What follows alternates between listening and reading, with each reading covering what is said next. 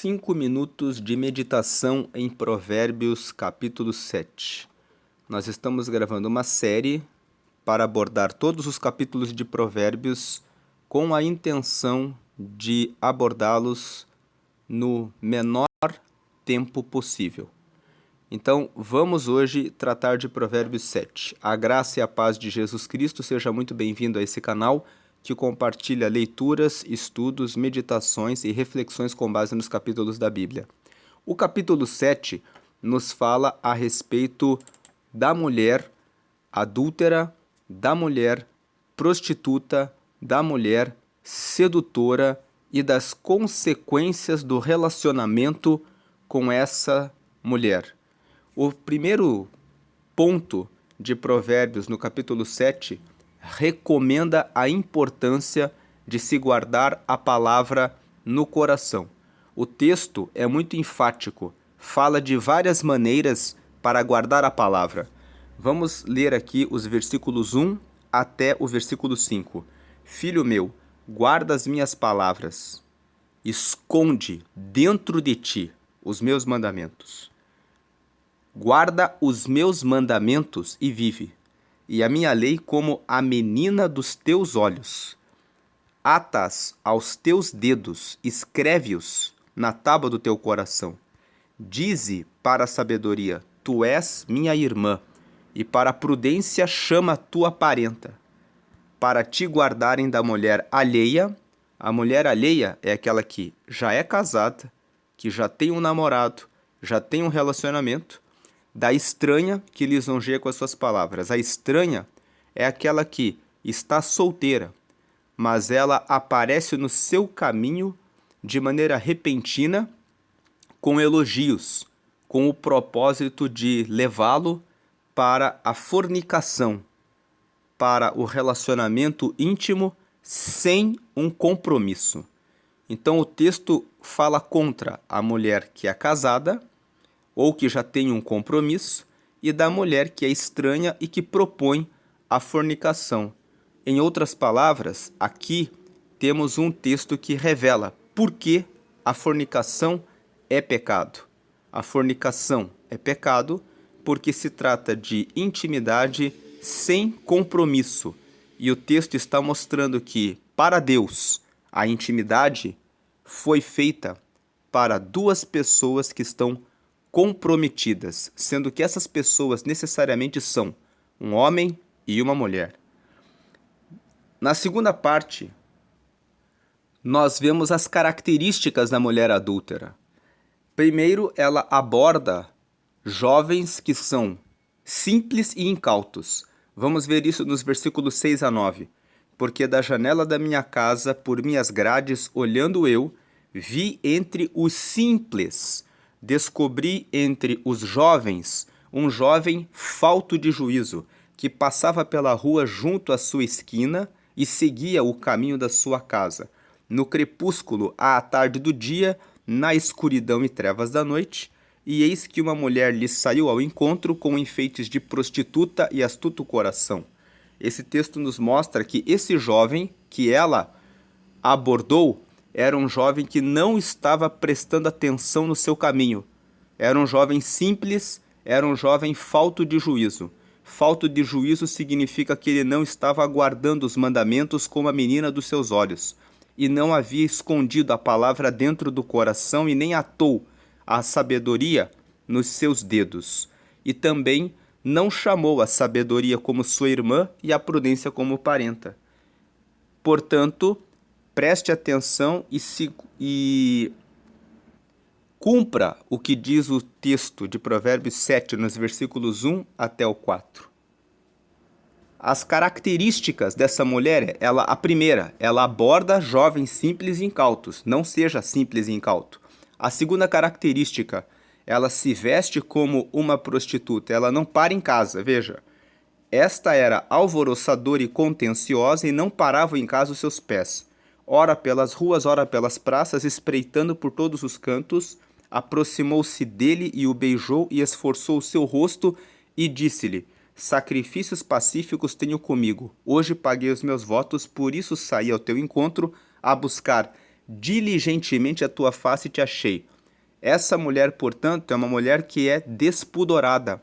Ela não tem pudor e ela não fica em casa e espreita por todos os lados.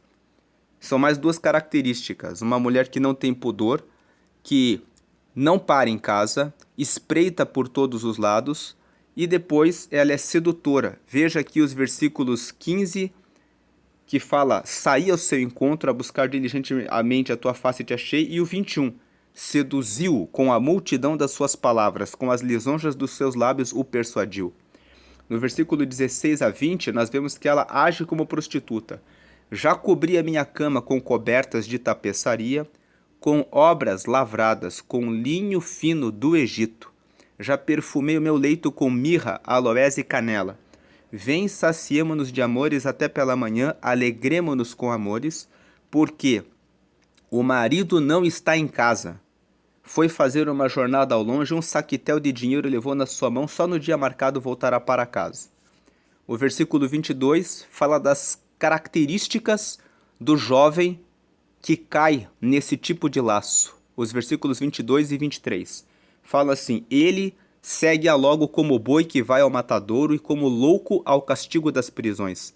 Por que o texto fala que quem cai nesse laço é como boi que vai para o matadouro? Porque o boi, quando entra no matadouro, ele sabe que não vai sair dali com vida. Aquele que cai num laço com uma mulher sedutora e prostituta, carrega a experiência na sua imaginação pelo resto da vida. E isso o impedirá de ter um relacionamento conjugal completamente livre daquelas imaginações e daqueles pensamentos. Quando um homem cai numa situação dessas, ou quando uma mulher cai também num laço desses, a pessoa fica presa na imaginação, fica com sede de buscar novamente aquela experiência, porque aquela experiência produz uma parte química no cérebro da pessoa. E a pessoa vai como louco que vai para o castigo das prisões. A pessoa fica presa a essa situação. E o versículo 23 fala assim, até que a flecha lhe atravesse o fígado, como a ave se apressa para o laço e não sabe que ele está ali contra a sua vida. O fígado produz a bile, que é responsável pela limpeza da gordura no processo da digestão. Ou seja, a gordura é aquilo que não presta, que é eliminado pela bile.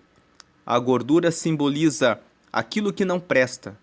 A pessoa perde a sensibilidade de que a prostituição é algo que destrói a felicidade na vida conjugal, a capacidade de construir uma família em que a intimidade com o cônjuge, o seu marido e a sua esposa, seja algo precioso e valioso.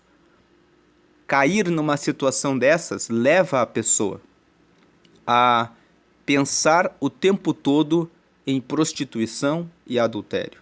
Se a pornografia já coloca a imagem na memória da pessoa por muitos anos, quanto mais uma experiência carnal, uma experiência em que a pessoa caiu nessa situação.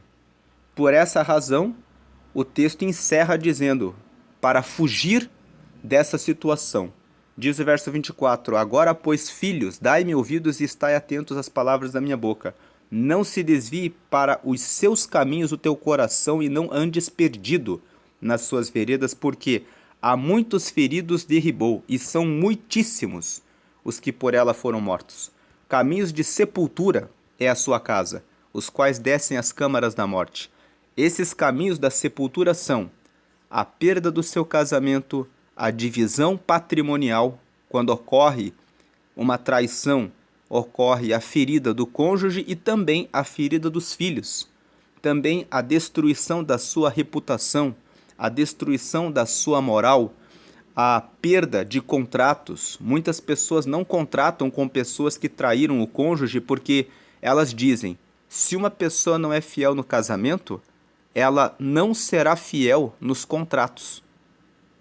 Então, todas essas destruições acontecem quando uma pessoa cai num laço de prostituição, de adultério como a pessoa que é estranha. O texto fala da mulher estranha, mas esse texto também se aplica para as mulheres, para fugirem do homem que aparece de repente com palavras sedutoras, com promessas de que vai abandonar a sua esposa para ficar com ela. Não caia nesse laço. É um laço que traz um caminho de sepultura e de morte. Deus abençoe. Amém.